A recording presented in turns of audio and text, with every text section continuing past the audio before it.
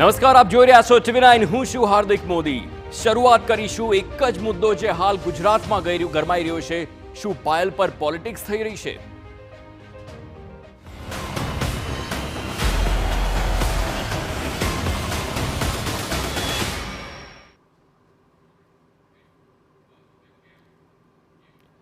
અમરેલીમાં પાયલ ગોટીને પોલીસ દ્વારા મારવાનો આક્ષેપનો જે મુદ્દો છે, પાયલ ગોટી જિલ્લા પોલીસ વડાને મળવા પહોંચી છે.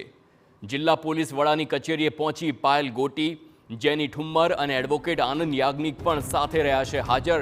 અને હવે જોવાનું એ રહેશે કે આખરે જિલ્લા પોલીસ વડાને જ્યારે તે મળવા પહોંચ્યા છે ત્યારે વધુ શું ખુલાસા થાય છે. આખરે શા માટે તે જિલ્લા પોલીસ વડા એટલે કે એસપીને મળવા પહોંચ્યા છે. મહત્વનું છે કે આજે પાયલ ગોટીને સવારે મેડિકલ ચેકઅપ માટે જવાનું હતું, પરંતુ સવારથી જ તે હાજર નહોતા થયા અને હવે સૌ કોઈ એ રાહ જોઈ રહ્યા હતા કે ક્યારે આવે છે પાયલ ગોટી. પરંતુ આ બધાની વચ્ચે પાયલ ગોટી હાલ એસપીને મળવા પહોંચ્યા છે. સંવાદદાતા જયદેવ કાટી ફોનલાઈન પર છે. જયદેવ, એસપીને મળવા પાયલ ગોટી પહોંચ્યા છે, શું વાતચીત માટે તે પહોંચ્યા છે, કોઈ ખબર આપની પાસે?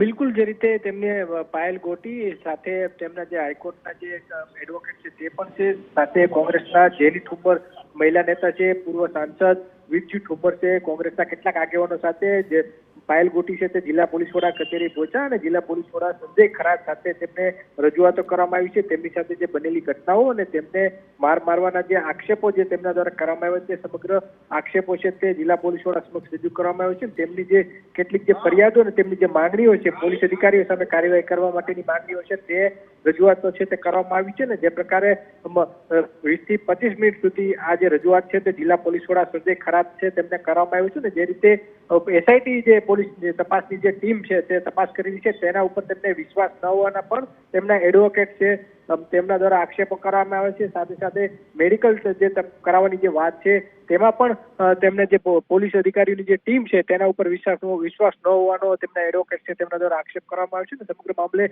જિલ્લા પોલીસ વડાને રજૂઆત કરવામાં આવી છે. આગામી દિવસોમાં રાજ્યના પોલીસ વડા છે તેમને પણ રજૂઆત કરવામાં આવી છે અને પોલીસ સામે કેટલાક પુરાવા એકત્ર કરીને હાઈકોર્ટમાં પિટિશન દાખલ કરવા સુધીની પણ તૈયારી છે તે દર્શાવવામાં આવી છે. જયદેવ, આ કાયદાકીય પ્રક્રિયા ચાલી રહી છે, જ્યારે એક આક્ષેપ કરવામાં આવ્યો છે પાયલ તરફથી કે તેને મારવામાં આવ્યો પોલીસ તરફથી, અને જ્યારે આ જ મામલે જ્યારે મેડિકલ ચેકઅપની વાત થાય છે તો તે હજી સુધી ત્યાં હાજર નથી થયા અને આ વચ્ચે એસપી સાથેની મુલાકાત અનેક સવાલો પેદા કરે છે.